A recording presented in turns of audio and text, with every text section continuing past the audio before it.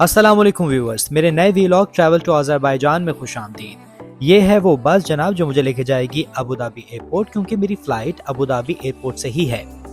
Flight शाम में है लेकिन मैं बहुत पहले ही आ गया, क्योंकि सेफ साइड के लिए आपको टाइम को देखना पड़ता है और पहले निकलना पड़ता है। तो यहाँ से मैंने टिकट ली 35 दिरहम की और मैं बहुत पहले ही बस में सवार हो गया। बस ने चलना था 3 बजे, लेकिन मैं 2:30 बजे ही बस में सवार हो चुका था और मेरे पास बहुत ज़्यादा टाइम था कि मैं कुछ खा सकूं और या कुछ इब्न बतूता मॉल देख सकूं। तो ये देखें आप, 2:30 बज रहे हैं तो मेरे पास अभी आधा घंटा है। मैंने सोचा क्यों ना पेट पूजा की जाए।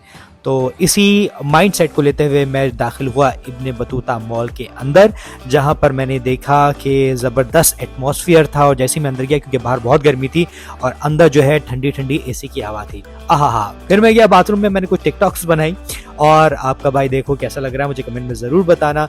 और उसके बाद मैंने सोचा क्यों ना कुछ पेट पूजा की जाए, तो मुझे दिखा मैकडॉनल्ड्स और यहाँ पर मैंने एक बर्गर लिया और 7 फ्राइज़ लिए। ज़्यादातर मेरा खाने का मूड नहीं था, क्योंकि मैं ड्यूरिंग ट्रैवल ज़्यादा नहीं खाता, क्योंकि अगर मैं ज़्यादा खाता हूँ तो मुझे वॉमिट हो जाती है। तो मैंने क्या किया, सिर्फ फ्राइज़ खाए और अपनी मंजिल मकसूद की तरफ रवाना हो गए।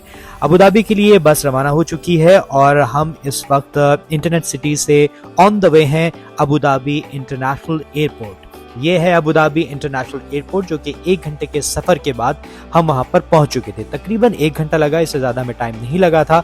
और जब हमने अबू धाबी एयरपोर्ट का नज़ारा देखा तो वाही वाह, दिल अश अश कर उठा। बहुत ही खूबसूरत लगा। जैसे अगर हम कंपेयर करते हैं शारजा एयरपोर्ट के हवाले से, तो अबू धाबी एयरपोर्ट उससे ज़्यादा लेविश है, उससे ज़्यादा खूबसूरत है। और अब से कुछ देर के बाद हम एयरपोर्ट के अंदर दाखिल हो जाएंगे। बाहर बहुत ज़्यादा गर्मी थी, आई थिंक 45 सेंटीग्रेड था। और जब हम अंदर एंटर हुए तो सुकून का सांस लिया कि जनाब हम अबू धाबी इंटरनेशनल एयरपोर्ट के अंदर दाखिल हो चुके हैं और अब हम तैयार हैं कि अज़रबैजान के लिए फ़्लाई कर सकें। जनाब ये है वो नज़ारा जो कि अबू धाबी इंटरनेशनल एयरपोर्ट के अंदर का है। आप देख सकते हैं कितना लेविश नज़ारा है, कितना ज़बरदस्त और कितना खूबसूरत है।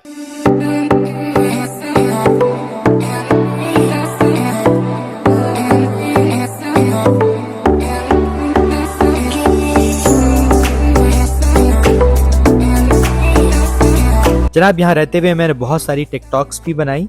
आप मेरे दूसरे अकाउंट पे देख सकते हैं, अलीशा 0553 करके मेरा अकाउंट है, उसको आप विजिट करें, आपको दिखेगा कि मैंने कितनी टिकटॉक्स बनाई। टिकटॉक्स बनाते हुए मैं अपना ग्लासेस भी भूल चुका था एक जगह पर, लेकिन क्योंकि अबू धाबी इंटरनेशनल एयरपोर्ट था, जब मैंने वापस आके देखा तो मुझे मेरा ग्लासेस वहीं पर पड़ा हुआ मिला जहाँ पर मैंने रखा था।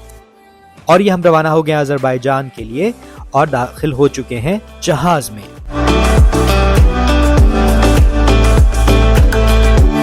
दोस्तों, जब भी जहाज़ रनवे पे होता है तो मुझे खौफ आता है, मुझे फोबिया है, लेकिन फिर भी मैंने अपने ऊपर ज़ोर ज़बरदस्ती करके जहाज़ में बैठा। मैंने कहा नहीं, मुझे जाना है अज़रबैजान, और मैं पहुंच गया। लाइट्स ऑफ हो चुकी थी और इस वक्त जो खूबसूरत नज़ारा था विंडो के बाहर का, हर तरफ जगमग जगमग था। और हम तेहरान और ईरान के ऊपर से होते हुए अज़रबैजान जा रहे हैं। जनाब हम अज़रबैजान बाकू के एयरपोर्ट पर पहुंच चुके हैं। जब मैं यहाँ पर पहुंचा मुझे लगा है क्या ये वही जगह है जहां मैं आना चाहता था, क्योंकि मैं अबू धाबी एयरपोर्ट देख के आया था।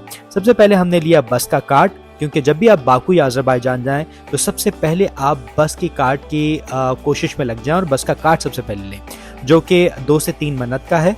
और इसके अंदर आप पैसे डाल सकते हैं, 5 मन्नत या फिर 10 मन्नत। मैंने 10 मन्नत डाले थे ताकि मैं अगर कहीं ट्रैवल करना हो बस के अंदर तो मैं आसानी से ट्रैवल कर सकूं। रात के जिस वक्त हम पहुंचे थे उस वक्त बस जो है उसकी टाइमिंग ख़त्म हो चुके थे, तो मैंने बोल्ट ऐप से बोल्ट करवाई और अपने होटल पहुंच गया। ये था इस्तांबुल गोल्ड होटल। मैं बिल्कुल रिकमेंड नहीं करूंगा कि आप यहाँ जाएं, क्योंकि ये बहुत ही बुरा था। प्लीज़ इस्तांबुल गोल्ड होटल में मत ठहरिए। नए आने वाले व्लॉग तक मुझे दीजिए इजाज़त। अल्लाह ने के बाद।